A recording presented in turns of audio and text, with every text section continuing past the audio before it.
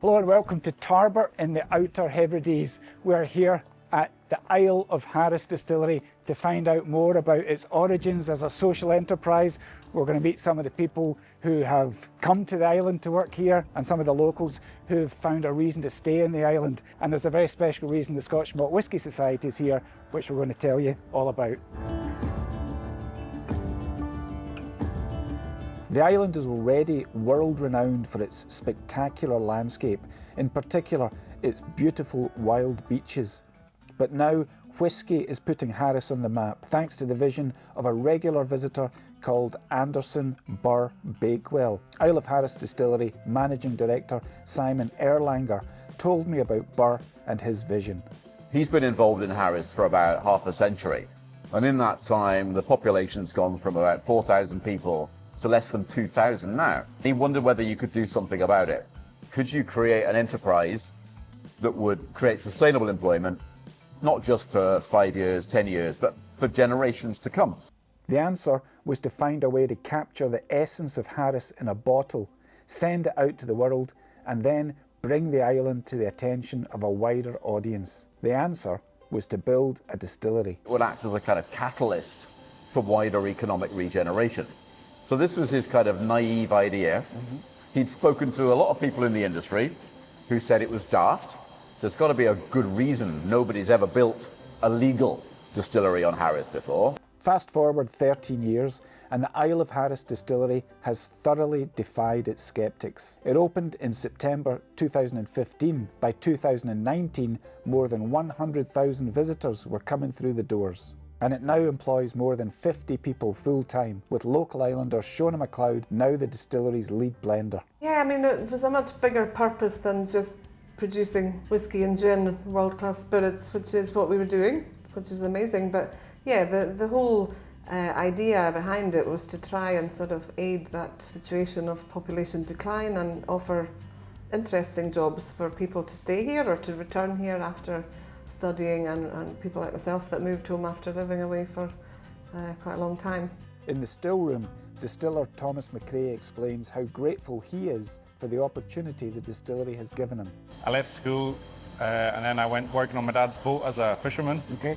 I did that for like a year, but I didn't have the sea legs, so I figured I was better on land. Yeah. And then I was working in a shellfish factory for a bit, lucky enough to apply for the job because I saw they did provide training, so I thought I'd go for it because the only thing I knew about whiskey was how to drink it. And that was it. Over in one of the distillery's warehouses, Gillian McLennan echoes Thomas's sentiments. She's also a Hearach and had moved to Glasgow to study, but missed island life without having any clear opportunities to return. Now she looks after the distillery's private cask sales. I was finding it quite difficult being away from home anyway, and I was looking for that kind of reason to take me back home. I started out helping out in our Glasgow pop-up shop. So that was in 2021 while I was away studying, and then I was offered a seasonal role the following year. So that was shop assistant and kind of helping out in the cafe. So I joined on that Monday as a shop assistant, and on the Tuesday I was a tour guide. So that was a quick change for me as well. And I did my tour guiding for about 2 years, and now I've moved on to this role. You can really feel the support that the community gives to the distillery, and I think everybody just appreciates it for the job aspects and the opportunities. Sandra Sandy Fraser is another Hearach who's been with the team since the beginning and is now guest team manager. She emphasises not only what the distillery means to the island, but what the island's character has brought to the whisky. For us on the island here, one of our main values is that life takes time. And living on an island, you have to be a wee bit more patient with life. There's different various things that make the pace of life here on the island so quiet and so much slower. But I think that's so relevant in regards to whisky. You cannot rush whisky, and life takes time with that. The success of the distillery's gin meant that there was no need to put out a 3-year-old bottling as soon as it was ready to officially be called whisky. Instead, the team waited until September 2023, the distillery's 8th birthday, and the name Hearach took pride of place on the label, a statement not only of where it's from, but who it's been made by. We didn't have that history of distilling here, but we're never trying to create a dram that was like a specific region or a specific flavour profile, because this is a new region for whisky. the Outer Hebrides, so we didn't feel under too much pressure to try and create anything to a certain style. So it's our own, it's Hearach, it's the Hearach. We think it is a lovely fruity dram. It's light and easy to drink, but we also set out initially to create a dram of complexity and something very distinct. Yeah.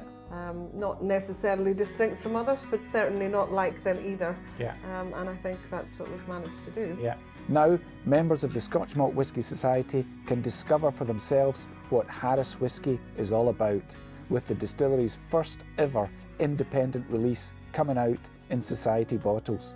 The fundamental ethos of Burr Bakewell's vision for a social distillery was that every aspect of the creation, maturation and even bottling would be done on the island to ensure that as many jobs as possible remained on Hearach. That meant the society bringing our bottles to Hearach rather than the whisky coming to us. Kind of unusual situation for the Scotch Malt Whisky Society to be bottling elsewhere. Well, we've been talking to the Isle of Hearach distillery for several years now, looking to see whether we could get an opportunity to secure some of the casks for our members. There was a restriction in terms of the way that Hearach have set themselves up, where no bottle of Hearach whisky would leave the island unless it's in glass. So we basically brought the glass to Hearach so that they can do the bottling for us, and we're very fortunate to have selected 3 fantastic casks. They're also actually going to be filling some unique into a variety of different casks, sherry casks and ex-bourbon, but obviously that'll be a few years.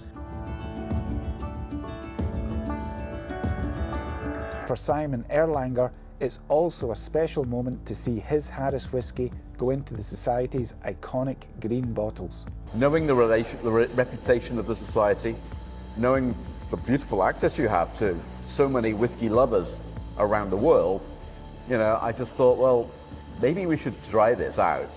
So this is a first. It's the start of hopefully a real partnership that I hope will continue for a long time.